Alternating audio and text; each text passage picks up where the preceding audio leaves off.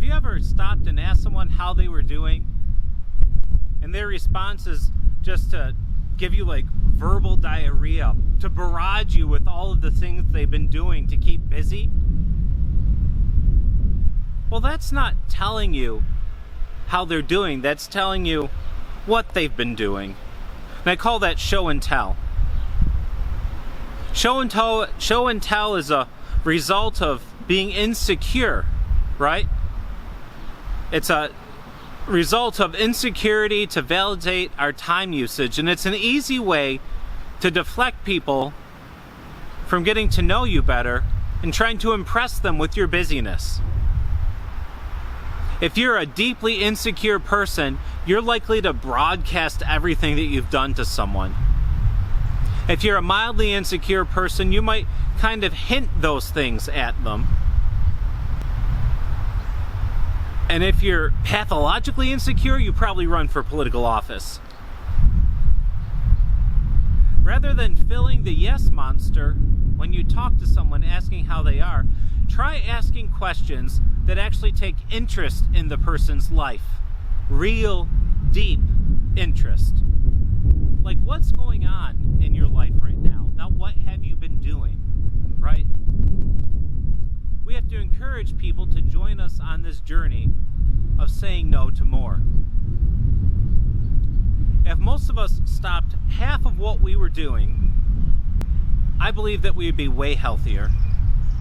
We would be physically stronger, we'd be mentally more alert, we'd be physically healthier, we'd be spiritually more complete. Because after all, it's okay to say no to someone.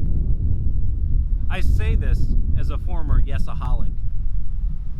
After all, there is only one Savior, right? And it's not you, and it certainly is not me. But I do try to align my life with the teachings of Jesus. I'm personally turned off by the way that a lot of Christians treat the world and one another. But I am constantly amazed by Jesus. The more that I learn about him, the more I'm drawn to him. I realize that Jesus said no to good things. I realize that Jesus said no to important people. I realize that Jesus didn't have an answer for every single question, didn't attend every event, or meet everyone's needs. Jesus even took time away from his friends. Jesus needed space. He even needed sleep. So if Jesus, who's 100% God and 100% human, needs those things and does those things, then maybe I shouldn't feel so bad about not meeting all of those demands too. I'm 0% God. When I look at the life of Jesus, I realize that solitude gave him time to recharge, to reflect, and to nourish his spiritual life. And that life-giving time gave Jesus the energy that he needed to help others. All of those little moments added up allowed Jesus to listen and to hear God and to remember what matters most. That sounds like pretty good advice to me. And even if you have very little or no interest in Jesus, you've got to agree that his way of living a balanced life with the pressures of living and important responsibilities and self-care was awesome. And that is something that we certainly take with us regardless of our feelings of faith. To escape others' guilt trips, we have to live at least a little bit like Jesus. Slowing down life in this day and in this age is radical, because the world tells us to shove more in and speed things up. But you know what? Being radical is being countercultural. And being countercultural is being more like Jesus. Is that easier said than done? Yes.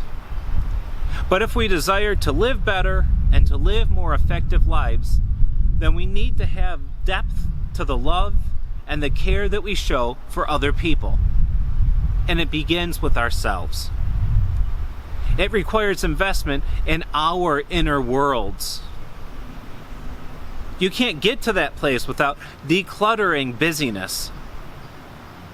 And when you have the choice, you can get to that place a lot more quickly by saying no to some of the things that you usually would say yes to. Because that gives you time later to say yes to the things that matter most. Friends, you do have a choice. Now, it might be scary to you. You might be afraid of making choices. You just might not be a person that likes to make decisions. You might not like someone's response to your choice.